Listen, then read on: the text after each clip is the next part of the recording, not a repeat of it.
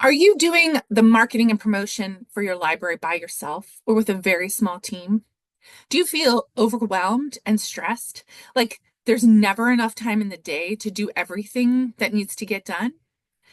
I have 5 tips to help you make the most of the time that you have and be efficient with your library marketing without getting stressed. That's the key.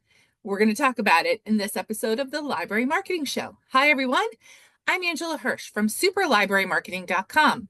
You can head there and click on the Library Marketing Show tab to nominate your library or someone else's library that you see doing something interesting or fun or unique or spectacular in library marketing. I like to highlight libraries that get great marketing out into the world.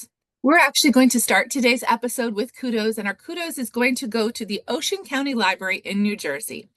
They got press coverage on their local ABC affiliate because a woman was cleaning out her relative's house and she found a book that had been checked out in 1926.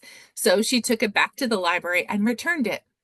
Now, the library is fine free, but I want you to listen to this quote to see how you can work marketing even into an interview with a television station. So here is what the public information officer at the Ocean County Library told the news station. It would probably be, with inflation and everything else, $18,000 in fines, but we don't have fines anymore. We are fine free, which makes it even more easy and accessible for people to enjoy the library. Pretty awesome. Great job, Ocean County Library. And now for today's topic, those 5 time-saving tips. Listen, I don't know about you, but I feel stressed quite often. Marketing includes a lot of tasks, big and small, and juggling all of them when you're just one person can feel very overwhelming and stressful. So I want to share with you 5 things that I do, and my team does actually also, to try to be efficient and reduce that stress. Tip number 1 is that we automate and schedule things when possible. There are free tools out there, like you can use Meta Business Suite to schedule your social media posts or Buffer. There are also some free options for other digital promotions that you can use to schedule things ahead of time. This is going to lead us to tip number 2, which is to batch your work. You heard me use that term a moment ago. This basically means that you do everything of the same task for the whole week. So for instance, when I do social media for the entire week in one sitting, then it's done, and I don't have to worry about it most of the time, the rest of the week. It also, like, you get into a mindset when you're doing a task. So if you're doing a bunch of social media posts all at one time, your brain is kind of in that space.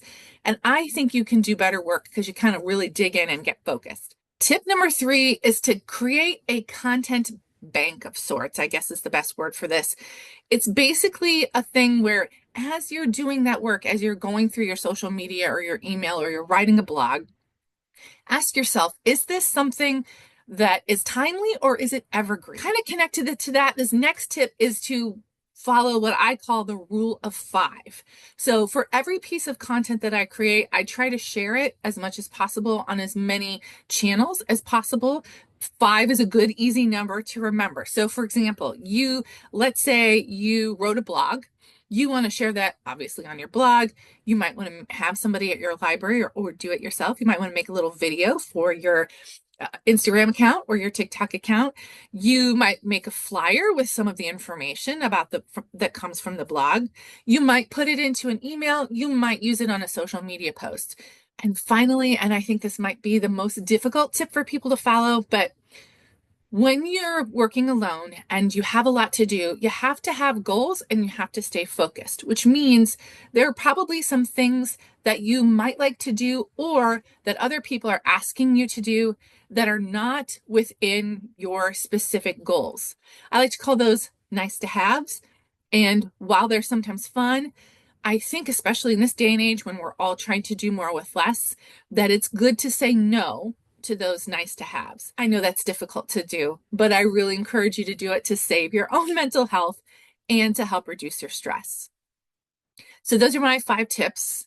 I bet you have other tips that you use for being efficient. If you would be so kind, please share those tips down in the comments. Let's get a conversation started about time management. And that's it for this episode of the Library Marketing Show. My channel is full of other tips and tricks for library marketing. If you would like to learn more, head on over to this next video. I'll meet you there.